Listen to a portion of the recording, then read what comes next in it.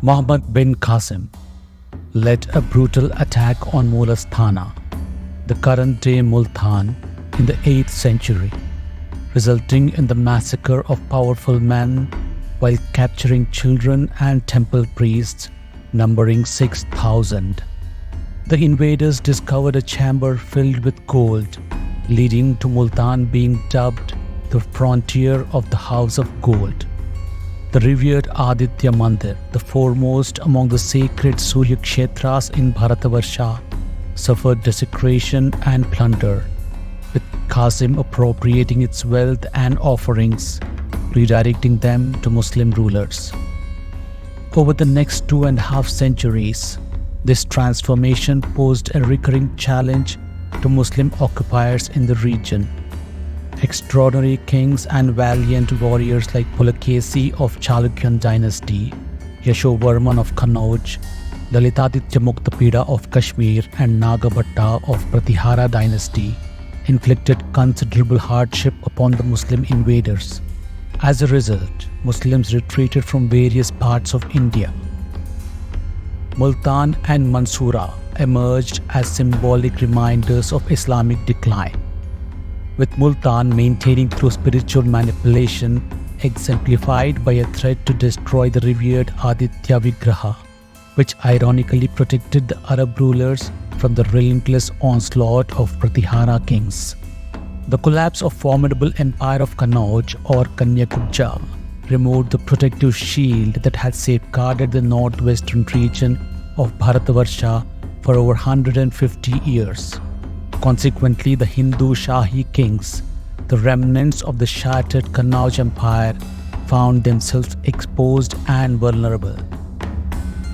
Their dominion, stretching across the Kabul Valley in Gandhara, Laghwan, Kashmir, Sirhind and Peshawar, became a tempting target for invaders at the borders, covering an expanse equivalent to 3 mid-sized European nations. This marked the beginning of a long and irreversible decline that spanned centuries. Nevertheless, the last Hindu Shahi king, in a display of remarkable resilience, took proactive measures to repel the invaders from their stronghold nearby Ghazni. He dedicated his life to strategizing, forming alliances, and engaging in relentless skirmishes with the adversaries. Despite facing repeated setbacks, he persevered, regrouped, and launched counterattacks, leaving behind a legacy of valor that endured for 3 generations. His name was Paramabhattaraka Maharajadiraja Sri Jayapala Deva, the overlooked hero of Bharatvarsha, often relegated to mere footnote in history textbooks as Jayapal. In the year 963 CE, Alptigin, a Turkish slave commander of Samanid dynasty, established an independent Muslim principality in Kabul with Ghazna or Ghazni in the eastern central Afghanistan as his base. However, it was his daring capture of Ghazni that significantly altered fortunes of mainland India. Ghazni, meaning jewel, held immense strategic importance as a city situated on a plateau, serving as the primary route connecting Kabul and southern Afghanistan, nestled between Gandhara and Kabul. Alptigin's reign was short-lived, as he passed away a few months later in September 963. His son-in-law and general Abu Mansur Sabuktigin succeeded him in 977 CE after a period marked by weak successors and the misrule of Pirai, another slave of Alptigin. Pirai was ousted from his governorship, and Sabuktigin assumed his position in 977 CE.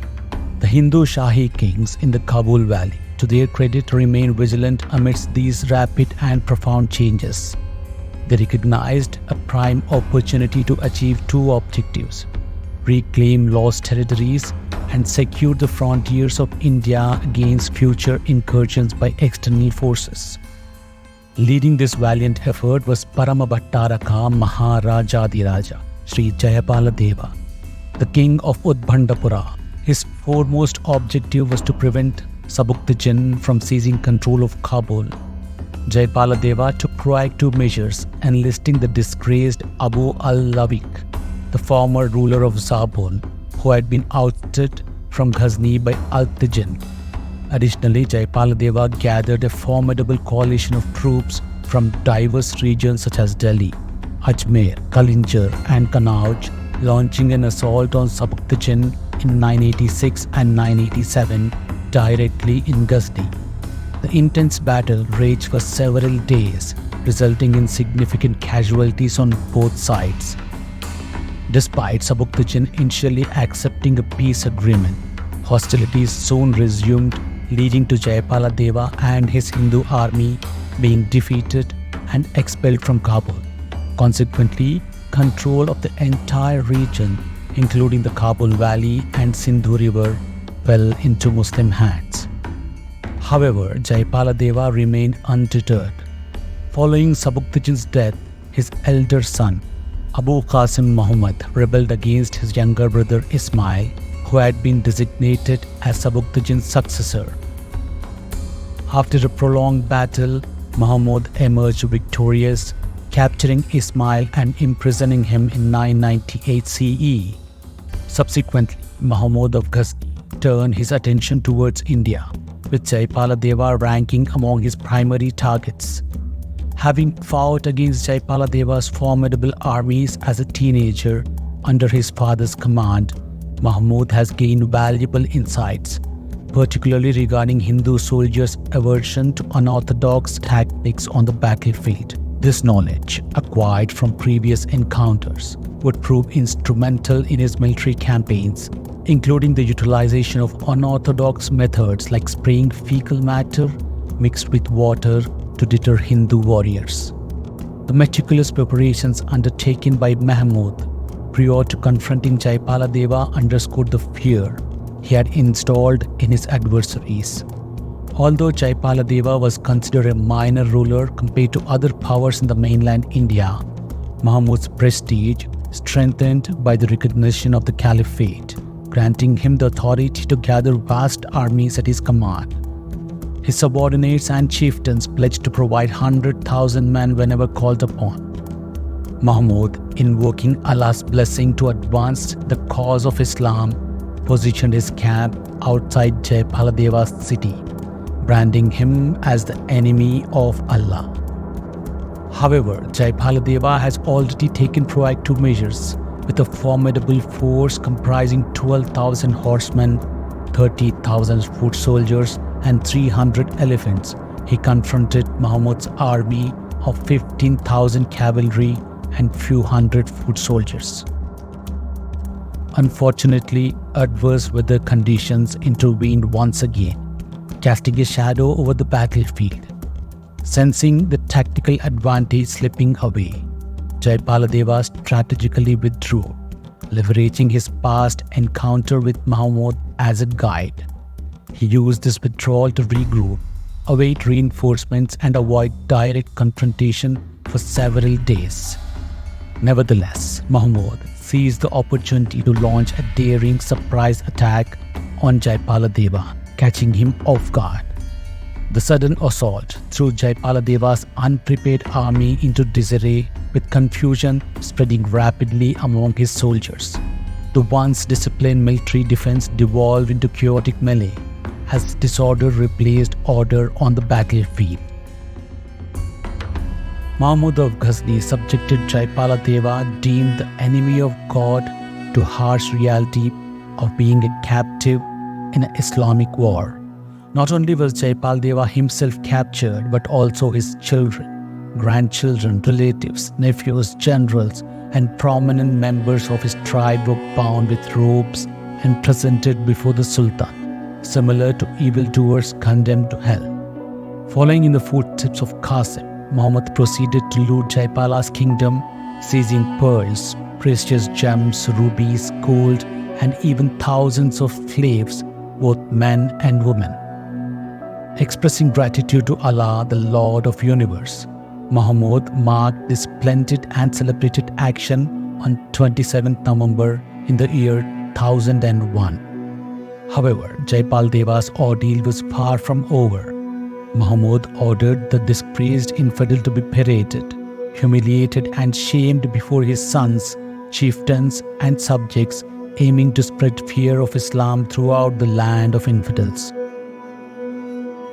Eventually, Mahmud released Jaipala on the condition of receiving 50 elephants and 200,000 dirhams, while keeping his son and grandson as hostages. This marked the beginning of a long history of hostage-taking of Hindu princes. The battlefield bore witness to a staggering loss of life, as the forces of Jaipala suffered significant casualties in the relentless onslaught of Mahmud's army. Estimates of Hindu dead ranged from 5,000 to a staggering 15,000. Their lives extinguished amongst the disorder of the combat. Moreover, the spoils of victory included not only the lives of fallen warriors, but also futures of countless innocents. It is said that as many as 500,000 captives were taken by Mahmud's forces, their destinies irreversibly altered by the fortunes of war.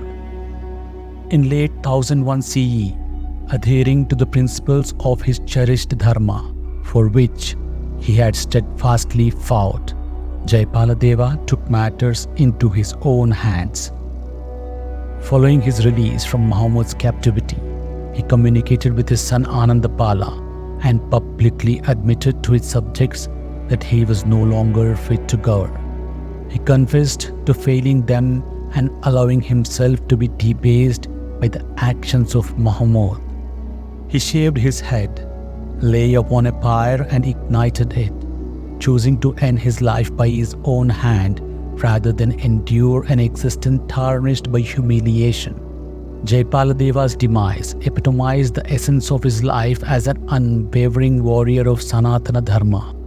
Fearless, courageous, proud, relentless, determined, uncompromising, and honorable. Parama Bhattaraka Maharaj Hatiraja Sri Jayapala Deva deemed death preferable to a life tainted by shame and dishonor.